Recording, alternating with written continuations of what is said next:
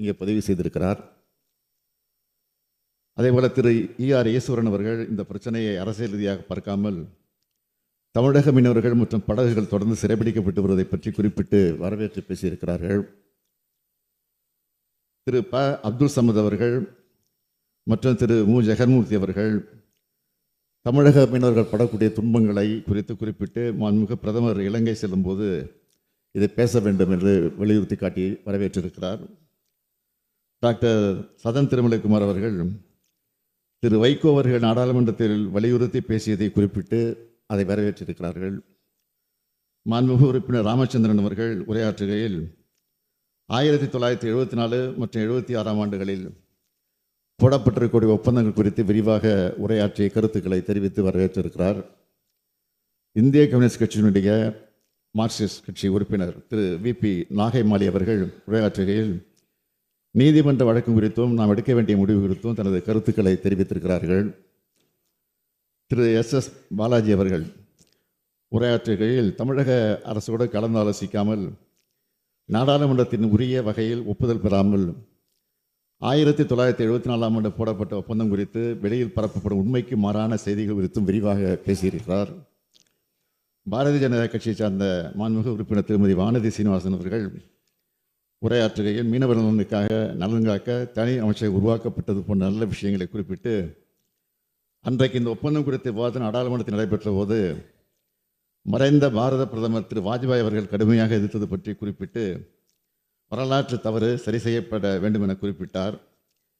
எங்களால் ஏழும் என்று சொல்லுகிறார் சொல்பவர்கள் கடந்த 10 ஆண்டுகளாக அன்றைக்கு ஆட்சியில் இருந்தவர்கள் வலியுறுத்திய போதும் இப்போது கடந்த 4 ஆண்டுகளாக நாங்கள் வலியுறுத்தி வருகிற போதும் ஒன்றிய அரசு செவிசாய்க்கவில்லை.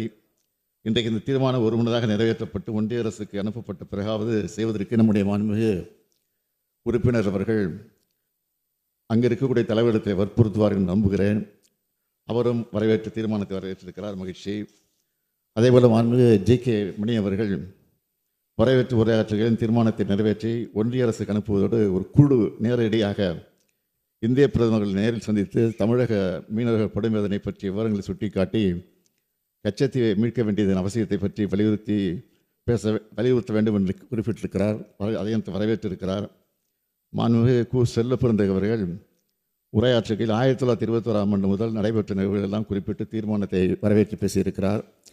அதேபோல் எதிர்க்கட்சி தலைவர்களும் இடையிடையே கொஞ்சம் முரண்பாடான சில கருத்துக்கள் வந்தாலும் அதையெல்லாம் மறந்து இந்த தீர்மானத்தை உளப்பூர்வமாக அவரும் இதை வரவேற்று பேசியிருக்கிறார். அத்தனை பேருக்கும் இந்த நேரத்தில் நான் தமிழ்நாட்டு மக்களின் சார்பில் தமிழக மீனவர்கள் சார்பில் என்னுடைய இதயபூர்வமான நன்றியை தெரிவித்துக் கொள்கிறேன். மாண்புமிகு முதலமைச்சர் அவர்களின் தீர்மானம் பேரவையின் முடிவுக்கு விடப்படுகிறது. ஏற்போர் ஆம் என்க, மறுப்போர் இல்லை என்க. மறுப்போரே இல்லை என்று கருதுகிறேன். மறுப்போரே இல்லை. தீர்மானம் ஒருமனதாக நிறைவேறியது.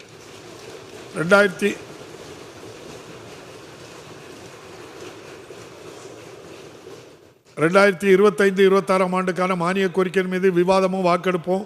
மானிய கோரிக்கை எண் 5 வேளாண்மை மற்றும் உழவர் நலத்துறை. மாண்புமிகு வேளாண்மை உழவர் நலத்துறை அமைச்சர் அவர்கள்.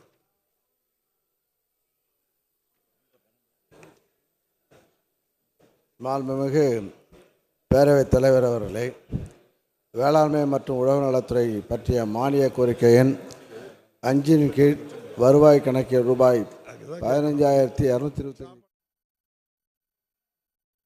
கச்சத்தீவை மீட்கும் முதலமைச்சரின் தனி தீர்மானம் ஒருமனதாக சட்டப்பேரவையில் நிறைவேறியது. கச்சத்தீவை மீட்க வலியுறுத்தி சட்டப்பேரவையில் முதலமைச்சர் தனி தீர்மானம் கொண்டு வந்து அதன் மீது உரையாற்றியிருந்தார். எதிர்க்கட்சித் தலைவரும் அதற்கு உரையாற்றியிருந்தார். இந்நிலையில் அந்த தீர்மானம் குரல் வாக்கெடுப்பின் மூலமாக ஒருமனதாக நிறைவேறியிருக்கிறது.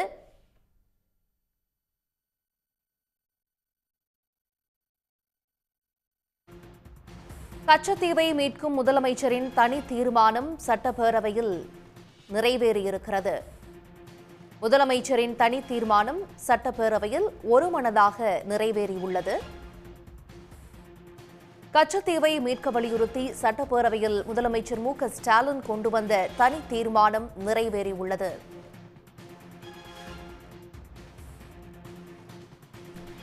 இதன் மீதான விவாதம் நடைபெற்று வந்த நிலையில் பாஜகவும் கச்சத்தீவை மீட்கக்கூடிய இந்த தனி தீர்மானத்திற்கு ஆதரவு தெரிவித்திருந்தது.